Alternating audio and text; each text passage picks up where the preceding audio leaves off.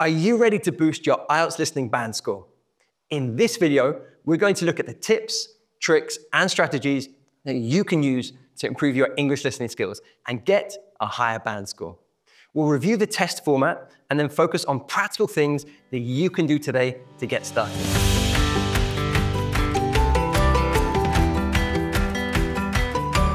By the way, my name's Tom, and I'm excited to be here with you today. Let's begin with a quick review of the listening test format so you know exactly what to expect. And then we'll get into our tips, tricks, and strategies. The listening test takes about 30 minutes and contains 4 parts, each with a different set of questions. There are 10 questions per part, which makes a total of 40 questions. There will be a brief pause so you can read the questions and check your answers. If you're taking IELTS on paper, you'll write your answers on the question paper while listening.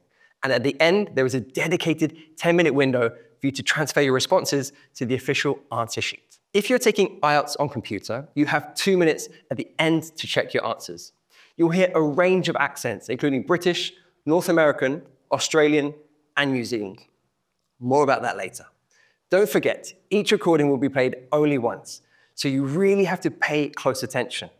All right, now that we know the format, let's give you some strategies to ace that test. Key skills 1, active listening. Successful listening is more than just hearing the words. It's about actively engaging with the audio to interpret meaning, identifying key points, and answering questions accurately. Now, there are a few ways that you can do this. You'll want to read the questions before the listening begins to prepare yourself for what's about to come. And this can be done actively by highlighting key information. It will help you identify what to listen out for. Let's have a look at an example. So for this task, I'd want to highlight the task instructions, so complete notes. Then I'd highlight how many words are required for each gap. No more than 1 word, number. We'll go into this in more depth later. What's the topic? Furniture for sale. Okay, and then move down to the notes and what we're specifically looking for. So the color, drawers, height, condition, and price. This should start to get your minds prepared for the information we're listening out for. Key skills 2, predict answers in gap fill exercises. Another useful thing to do before the listening begins is to scan the questions, and where you find spaces, predict what kind of answers might fit in them. As we said before, check the instructions at the beginning of the task to see how many words should fit in each space. It might be 1 word, or no more than 3 words. This will help you figure out what you're looking for. In this example, it says, write no more than 2 words and/or a number. For example, in question 1, 10 to 2 would be incorrect because it's 3 words, but 150 would be correct because it's a number. So make sure you stay within the word limit. The next thing you need to do with gap fill exercises is identify the part of speech needed for that space. Is it a noun you're listening out for, or it could be a verb? Let's have a look at the first space. Express train leaves at In this space, we're looking for a time, like 9:30 or 2:15. The next line says, nearest station is On this occasion, we're looking for a name, so it'll be a noun we're listening out for. Remember, it'll be no more than 2 words long. Preparing yourself for what to expect will really help when you're listening and should help you identify the key information more easily. Key skills 3, take notes and stay alert. As part of your active listening, you should be jotting down key words or phrases that seem important as you go. The act of writing will help focus your mind on the task and make sure you don't lose concentration. This can be a huge problem for students who maybe aren't used to listening to English speech for a long time. In this day and age, we all struggle to focus on one thing, and that's made even harder when it's not your first language. We'll look at strategies to help with this later in the video. Key skills 4, recognizing synonyms and paraphrasing.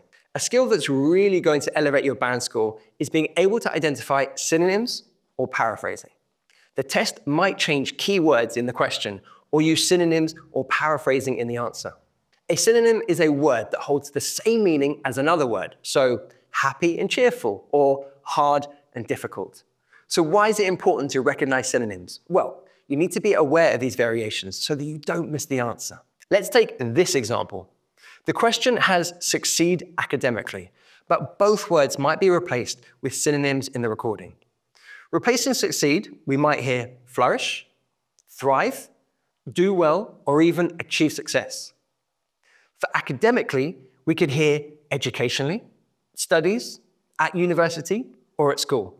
So you have to be alert and aware when listening. It's an area of preparation that you can really work on before your listening test. Develop your vocabulary knowledge so that you'll be able to identify and recognize synonyms when you hear them. Just a couple of things I want to mention before we move on to improving your listening. Make sure you check your answers carefully at the end, particularly your spelling. If you've written because, not because, you'll lose marks. Don't leave any answers blank. If you don't know, have a guess. If it's multiple choice, you can play a little game of Who Wants to Be a Millionaire in your head. Use your 50-50 by eliminating an answer that you know for sure is wrong, and then make an educated guess between the remaining two choices. You have a 50% chance of being right. And don't worry, wrong answers aren't penalized in the IELTS listening. So it's always worth having a go. Finally, don't get disheartened if you get totally lost and mess up your answer. It can happen to anyone.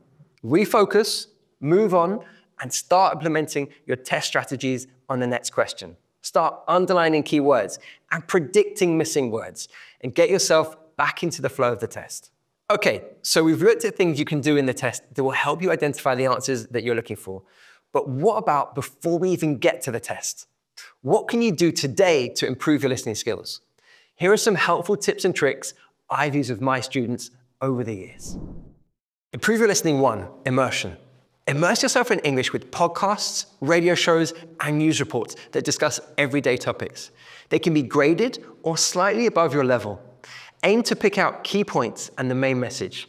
Over time, you'll train your ear to pick up all kinds of things like connected speech, stress, intonation, and the melody of English. Do you remember earlier we talked about how focusing on English speech for long periods of time can be really challenging? Well, immersion is a great way to build up your stamina. Think of it as training your ear, just like you would train any muscle. I often equate learning English to running a marathon. You don't just go out one day and run 26 miles, do you? Well, at least I certainly don't. Instead, you start by just doing 1 mile and then slowly building up over time. Well, in the same way, don't start listening for 40 minutes of English and expect to understand everything. Instead, start with 30 seconds or 1 minute and build up the length of English speech that you consume gradually. As I said, things like podcasts or long-form conversations on YouTube or radio are fantastic resources for this. Improve your listening too. Listen to audio at different speeds. Over the years, one of the biggest issues my learners have faced is feeling like proficient English speakers speak too quickly.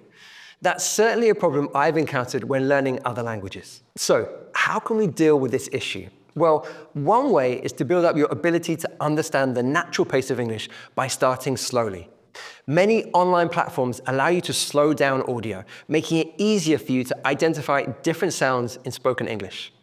You'll hear how words blend together, how sounds are omitted, how contractions are used, and how stress can play an important role in conveying meaning.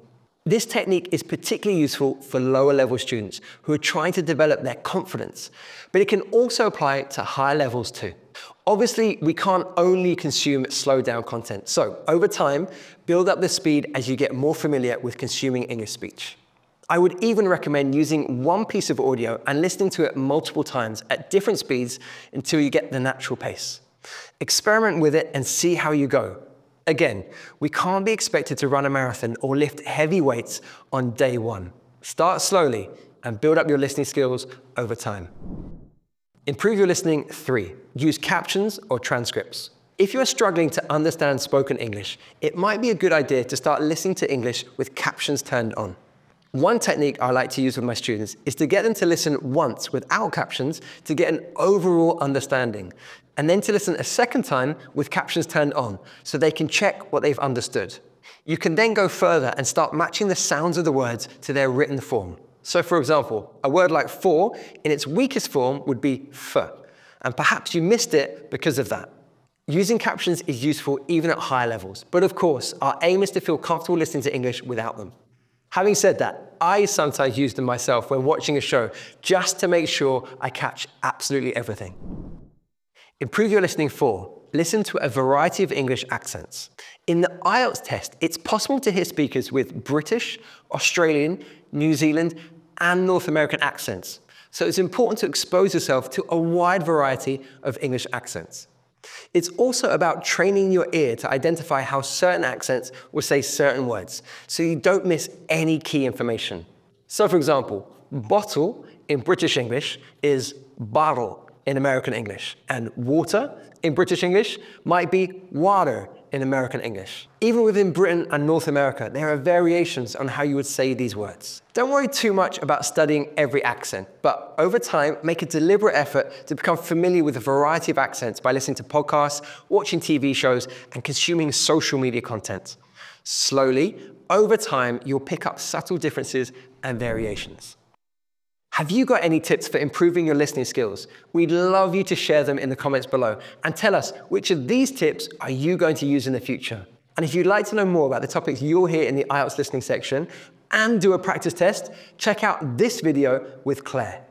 Before you go, subscribe to make sure you don't miss out on any of our future IELTS preparation videos. Thanks for watching and good luck with your listening test.